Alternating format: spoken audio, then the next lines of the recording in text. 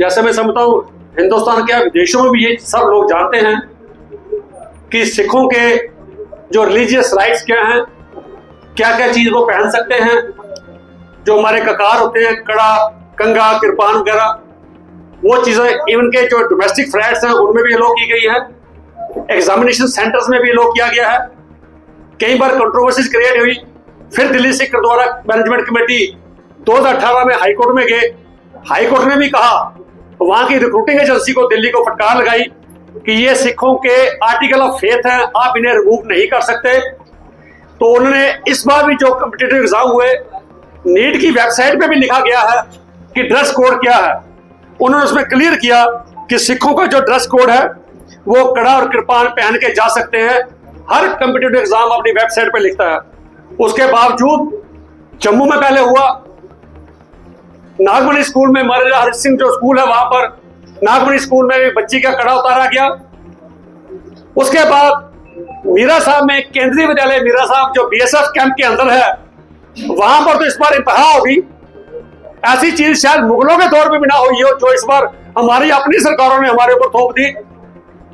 उस स्कूल में बच्ची को कहा गया कड़ा उतारो। उसने कहा मैडम मैं सिख बच्ची हूं, कड़ा हमारे लिए मैंडेटरी है, मैं नहीं उतार सकती। उसने कहा उसके बिना आपको एग्जामिनेशन सेंटर के 5 मई की बात है जब नीट का एग्जाम था, मैं एग्जामिनेशन सेंटर में आपको अलाउ नहीं करूंगी जब तक आप कड़ा रिमूव नहीं करोगे। कड़ा बड़ा पतला था, वो 5-7 साल पहले डाला होगा। बच्ची की ग्रोथ होगी, कड़ा टाइट हो गया, निकल नहीं रहा था, तो उसको कहा गया ये निकालना ही निकालना है। बच्ची की एक स्टिच लगे थे फिंगर पे, फिर उसको कहा गया आधा घंटा लग गया। बच्ची भी कहीं ना कहीं ह्यूमिलेशन फील करने लगी और डिप्रेस भी होने लगी, भाई मेरा एग्जाम है, मुझे टेंशन कर दी गई। उन्होंने कहा जी जैसे मर्जी करो, अंदर जाओ, कोशिश करो, इसको काटो। तो स्कूल के अंदर कोई स्टाफ लड़का बैठा था, एक शख्स, उसने उसकी मदद की, एक पंच मशीन ली, उस पंच मशीन कड़ा उसमें डाल के उसको दबा के थोड़ा क्रैक वेल्व हुआ, उसके बाद उसको तोड़ा गया।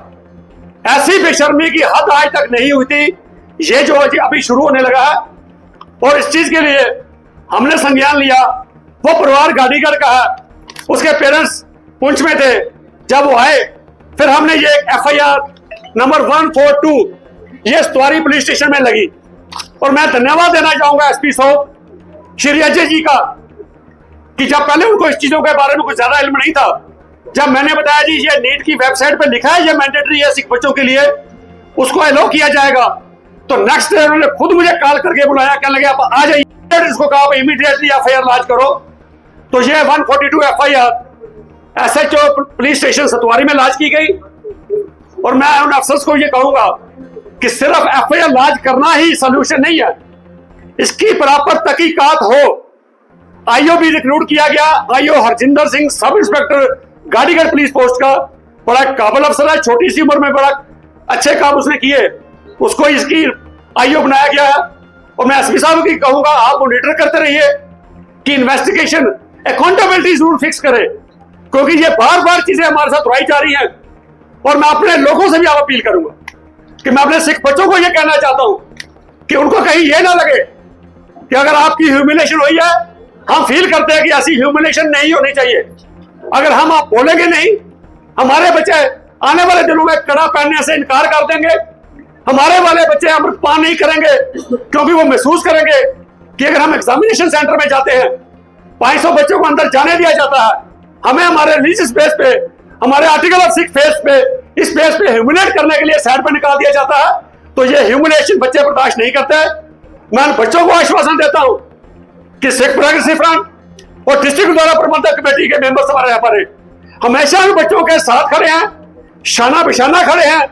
इस किस्म की ये हरकत बर्दाश्त नहीं की जाएगी कि आज हमारे इस आजाद हिंदुस्तान में हमारे ऊपर ऐसी ज्यादतियां की जाए, तो यह बर्दाश्त काबिल बर्दाश्त नहीं है। तो इसके लिए मैं अपने लोगों को भी, खासकर उन परिवारों को यह कहना चाहता हूं जिनके बच्चों के किकार उतारे गए, कड़ा उतारा गया, किरपान उतारी गई, लेकिन वो कहीं ना कहीं आगे नहीं आते, वो कहीं ना कहीं हेसिटेशन फील करते हैं।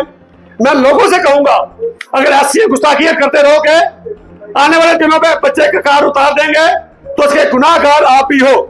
आने वाली जनरेशन हमें कभी माफ नहीं करेगी कि अगर आज हम उनको डिफेंड नहीं करेंगे, हमारे दुष्यंत कुमार जी का बड़ा एक अदीब शायर है इनका, कन्या असूलों पे अगर आँच आए तो टकराना जरूरी है, असूलों पे अगर आँच आए तो टकराना जरूरी है, जो जिंदा हो अगर तो जिंदा नजर आना जरूरी है। मैं समझता हूं अणख की जो कुर्ती जिसे कहते हैं, अणख और गैरत की जो कुर्ती हमारे छोटे साहबजादों ने 7 साल 9 सालों में हमें दी थी, आज हम उससे कहीं दूर जाते जा रहे हैं। आज हम छोटे छोटे अपने इंटरेस्ट के लिए इन चीजों को भुलाने की कोशिश करते हैं।